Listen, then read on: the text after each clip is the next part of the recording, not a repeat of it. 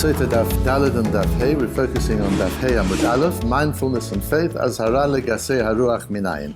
So we need two psukim to understand the piece of Gemara that we're doing. This whole section, almost the whole of Daf Daled and almost the whole of Daf Hey, deals with arrogance, with the isur, the prohibition of arrogance, gaiva, and its dangers, its harm, what it can do. That's all dealt with in this sugya.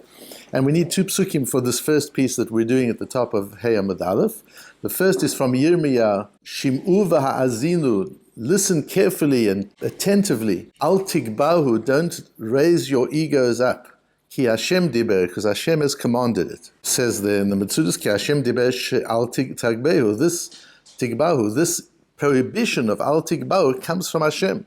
This is not just some psychologist saying that it's not a good idea to be arrogant or some educator. This is the Ribono Shel Olam himself. Hashem is saying, you don't do that. And then we've got the psukim in Parashas Eikev, V'achalta v'savata, you'll eat and you'll be satisfied. Uve'erachta et Hashem Elokecha la'aretz hatovah asher natan lach, and you will bless the Ribono Shel Olam, you'll thank the Ribono Shel Olam for this wonderful land that He has given us.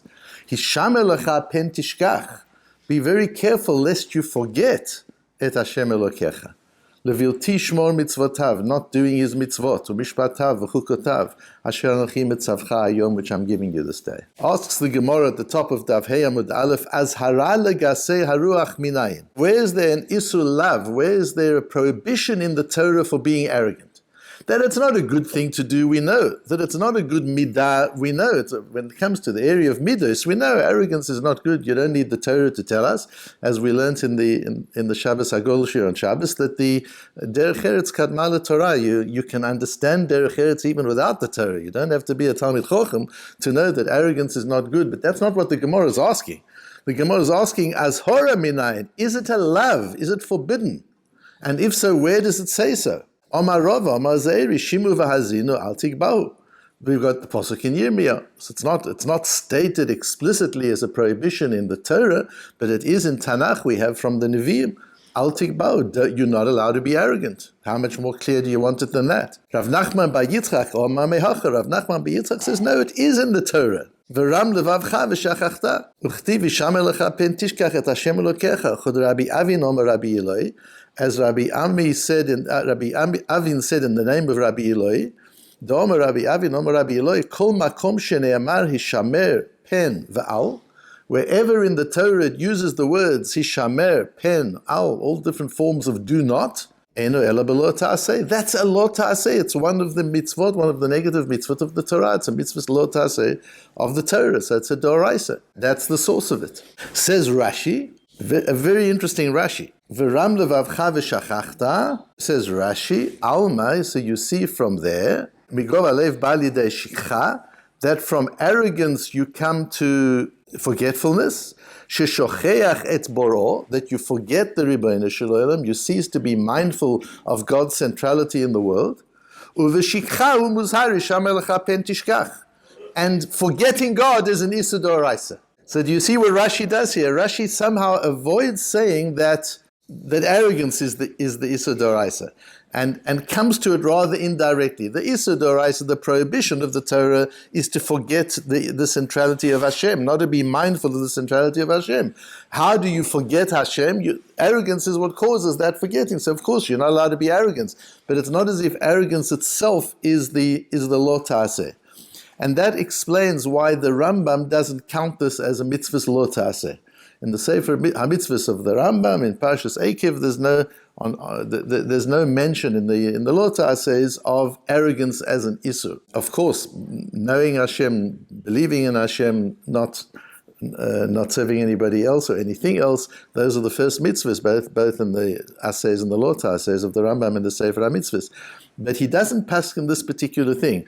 So he probably learns more like Ze'eri, that the isur comes from Shimu v'hazinu al tigbahu, that there you've got a direct prohibition, but it's not midoraisa, it's not from the Chumash, it's not one of the Taryag mitzvot, it's from the Nevi'im. And the posuk of Hishamer lecha pen tishkach, he learns like Rashi, the prohibition is not forgetting. The prohibition is not arrogance. And of course, arrogance remains both based on the posuk in Yirmiyah and on our own knowledge of derech eretz. Arrogance is not a good thing, that's for sure, but it's not one of the lo ta'asehs. However, the Sefer HaMitzvahs HaGodol, the Smag, does paskin that this is a doraisa. It's one of the 613 mitzvot. Arrogance, although it's a midah, normally we don't count midot as mitzvot, because midot form part of the category of derech eretz. They're not counted. They're in place even before you get to the Torah. But arrogance, the Smag wants to say, is actually a doraisa. That is one of the Isurim doraisa.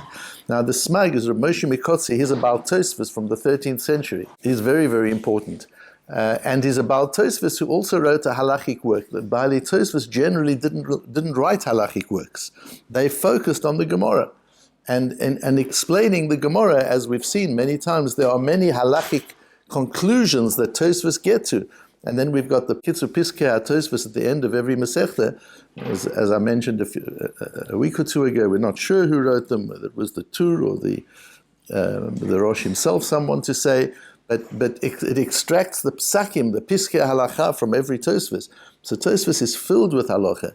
And we know that the early poskim say that if there's a difference between the way Tosfos understands a halachic outcome and anybody else, we go by Tosfos' way. So the Baalei Tosfos are important in halacha as well, but the Smag actually wrote a Sefer Halacha, the Sefer Mitzvahs Gedolos. The Rambam wrote a Sefer Halacha, but he was from Sfarad. He was Sfarad. The Rif wrote halachas, but he was from Sfarad. Until this time, nobody among the Baalei Tosfos had written a book of halacha, and the Smag writes it. And he says in his Akdoma, it's very interesting, by the way, the phrase of I have a dream was not coined by Martin Luther King. The Smag had it a long time before. I had a dream. What was the dream? Kum asei sefer Torah mishnei chalakim. The dream was make a sefer Torah of two parts. And I reflected on what that means, what this dream means. And the Chidor writes in the Shem HaGdolim, the Shem HaGdolim is a very important sefer where he goes through all the Gedolim, Rishonim and Achronim up to his time, and the works they wrote, and gives us a short little essay on each one of them, so we get a lot of history and biography from the Chidor. And he writes that the Marshal says that the Moshe Mikotzi, the Mechaber of the Smag, was a big expert in dreams. And we'll see it comes up several times. In fact, the very origin of his Sefer is, I had this dream, and I reflected on it. What does it mean? Make a Sefer Torah of two parts. And I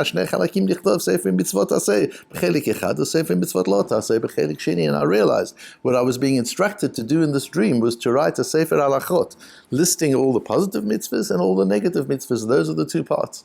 And he writes that he did that so that people could just go through this one Sefer and be Mekayim Mitzvahs Talmud Torah. Because if you've learned through the Sefer Mitzvahs HaGodol, you've got every mitzvah, you've got a bit of Torah on the entire body of the 613 mitzvot, and you've grasped to the essence of the entire Torah. Now, the Smag was interesting. He was Baal Tosfos from the French school. We've talked before that there's a French and a German school of Tosfos. The French school is from Rashi and Rabbi Natan, his son-in-law, and the Ri, his great-grandson, and everything that came after them. And then there's a German school of Tosfos, and they're different. Their approach is different. The Tosfos on Sota is probably from the German school, although they reference the French school often. And the very first Tosfos on our Daf, the Ri is brought.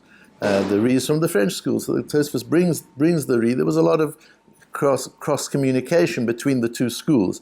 The Sefer Mitzvahs Gedolos, the Smag, was from the French school, and he was critical of the Rambam, although he admired him enormously, that the Rambam didn't give reasons for his Piskei Halachot. He gives it, doesn't tell you how he got to it. You've got all the Sforim afterwards, the Maggid Mishnah, the Kesef Mishnah, and everybody else trying to work out how the Rambam got to the conclusions he did. But the Rambam doesn't tell us, and the Smag is a bit critical of that. And furthermore, that he's critical that the Rambam ignores all the Baalei Tosfos. That entire European school of learning, that body of knowledge, the Rambam seems to ignore, and he finds his own way through the Gemara. So the Smag includes the Baalei Tosfos in his work and gives reasons. So the Smag does what the Rambam doesn't do. Now on mitzvahs, the Lav number Samach Daled, the Smag writes the following: Hisham elecha pen tishkach et Hashem Elokecha. On this very pasuk of Hisham elecha, he brings that azhara shelo yitga'u b'nei Yisrael k'shakodesh Baruch Hu mashibei alahem tova. This is a warning. This is a love. This is one of the 613 mitzvot. It's a lo ta'aseh. It's not just a midah tova. that you're not allowed to be arrogant. Unlike Rashi, and we assume the Rambam goes in the same direction, who says the Isur is forgetting Hashem. The way you come to forget Hashem is arrogance, so don't be arrogant in order that you don't forget Hashem. But the Isur is forgetting Hashem. No, says the Smag. The Isur is arrogance. That's an Isur love. It's not just a midah. You're not allowed to be arrogant. So what does it mean? It means that when Hashem gives you good, how are you over this? What is the maaseh? What is the action that you do in order to transgress this lo ta'aseh? You attribute your success to yourself. That's the lo ta'aseh. The moment you think that you achieved your success, that's a lo ta'aseh. ולא יחזיקו טובה לקדוש ברוך הוא מחמת גאונם, שעל זה עונה זה המקרא, ומכאן אזהרה שלא יתגאה האדם במה שחננו הבורא, הן בממון, הן ביופי, הן בחוכמה. Whether you've got money, or you've got good looks, or you've got wisdom, you have a high IQ, to think for one moment that has anything to do with you, you're over the love of Al tishkach. Don't forget where it comes from. Smag goes on very beautifully. It's the way that the Shechina rests on humble people. As it says, and on our Masechta, and what's really interesting on Daf Yomi Sota, the Gemara is almost identical to the Medrash I chose to use on Shabbos, which I chose randomly, basically that Medrash that we had the Medrash shiur on Shabbos morning, that's the Medrash appears on Daf Yomi Sota in Sota, and he brings it. If a person is humble, it's as if he's brought all the korbanot. There is religious relevance in humility, not just moral and ethical relevance. Because of Zivchei Elokim Ruach Nishbara, broken heart, is Hashem considers as a sacrifice, and we explained that in great detail in the Medrash shiur on Shabbos morning. And not only that, but if a person is humble, his prayers are accepted. And not only that, Ani darashti l'rabim, when I gave my droshes, because the Smag was a big darshan, he left Europe and went to Spain, also on the whim of a dream, in order to go to the shuls there and talk to people about Musa. He gave drashot. And a lot of those drashot found their way into the Smag. And he says, when I gave these droshes, I say, Ki afilu mishalot libam v'ta'avatan, shomei HaKadosh Baruch Hu memalei retzonan, af al pi shelo yitpalalu. A major chidush, that Hashem fulfills the wishes of humble people without them even having to daven. Even if you didn't ask for it, Hashem satisfies you. It's a direct connection to Hashem. As shene'amar, ta'avat anavim shamata Hashem, tachin libam, takshiv oznecha. Tfilat anavim lo ne'amar ela ta'avat tachin libam. It doesn't say the prayers of humble people you hear. It says the desires of humble people. So when a humble person merely has a desire, the Rebbeinu Shem responds to that. I've spoken in public about this terrible thing of arrogance, how bad it is. But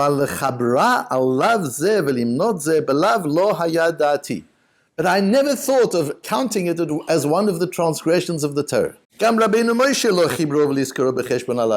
Rambam also doesn't mention it. When I got to this place, when I'd finished Samach Gimel, and I was about to come to Salad Dalet, I had another dream. It was a big dream of the Moshe Mikotzi. I had another dream. You've forgotten the most important part, the dream said. You're about to publish a sefer, and the most important piece you've left out. Where's Hashem in your sefer?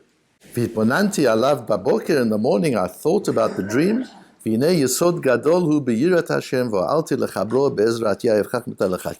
realized how important this was. And then I looked at the first parak of Sota, and I learned the same Gemara that we're learning 820 years later. I learned this very same Gemara, and I learned it not like Rashi. I learned it differently. Because it says there, Behedya, Azhara legase harוח minin, Rav Nachman ben Yitzchak Me'acha, v'ram levavcha v'shachat Hashem. After my dream, I learned Gemara Sota, and it all came clear to me.